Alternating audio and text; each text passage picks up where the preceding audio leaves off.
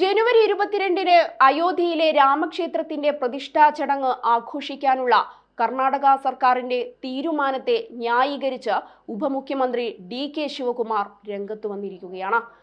ആത്യന്തികമായി നാം എല്ലാവരും ഹിന്ദുക്കളാണെന്നായിരുന്നു ശിവകുമാർ ഇതിന് നൽകിയ മറുപടി.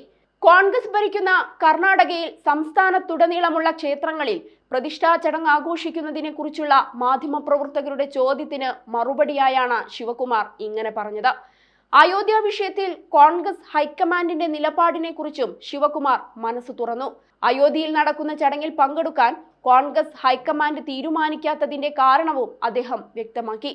പരിപാടിയിൽ ആരൊക്കെ ഉണ്ടായിരിക്കണമെന്ന് തീരുമാനിക്കുന്നതിൽ ബി.ജെ.പി. ഭരിക്കുന്ന കേന്ദ്രം പ്രത്യേക രീതിയാണ് സ്വീകരിക്കുന്നതെന്നും അദ്ദേഹം പറഞ്ഞു.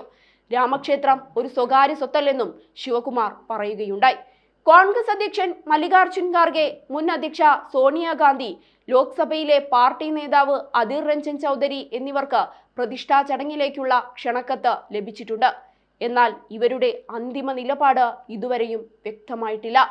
അയോധ്യ രാമക്ഷേത്രത്തിലെ പ്രതിഷ്ഠാ ദിനമായ ജനുവരി 22-ന് കർണാടകയിലെ ക്ഷേത്രങ്ങളിൽ പ്രത്യേക പൂജകൾ നടത്താൻ കോൺഗ്രസ് നേതാവും മന്ത്രിയുമായ രാമലിംഗ റെഡ്ഡി ആവശ്യപ്പെട്ടിരുന്നു.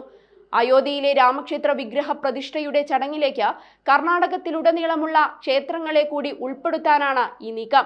ജനുവരി 22-ന് ഉച്ചയ്ക്ക് 12:29-നും 1:32-നും ഇടയിലാണ് അയോധ്യയിൽ ശ്രീരാമ വിഗ്രഹ പ്രതിഷ്ഠാ ചടങ്ങ് നടക്കുക. ഈ സുപ്രധാന ചടങ്ങ് പ്രമാണിച്ച് എല്ലാ മുസ്ലിം ക്ഷേത്രങ്ങളിലും മഹാമംഗളാരതിയും പ്രത്യേക പൂജകളും നടത്താനാണ് മന്ത്രി നിർദ്ദേശം നൽകിയത്. ഇതിനെയാണ് ഉപമുഖ്യമന്ത്രിയായ ഡി.കെ. ശിവകുമാർ പിന്തുണച്ച് രംഗത്ത് വന്നിരിക്കുന്നത്. അതേസമയം ജനുവരി 22-ന് നടക്കുന്ന ചടങ്ങിൽ പ്രധാനമന്ത്രി നരേന്ദ്രമോദി പങ്കെടുക്കും. മുൻ പ്രധാനമന്ത്രി എച്ച്.ഡി. ദേവഗൌഡയെ പരിപാടിയിലേക്ക് ക്ഷണിച്ചിട്ടുണ്ട്.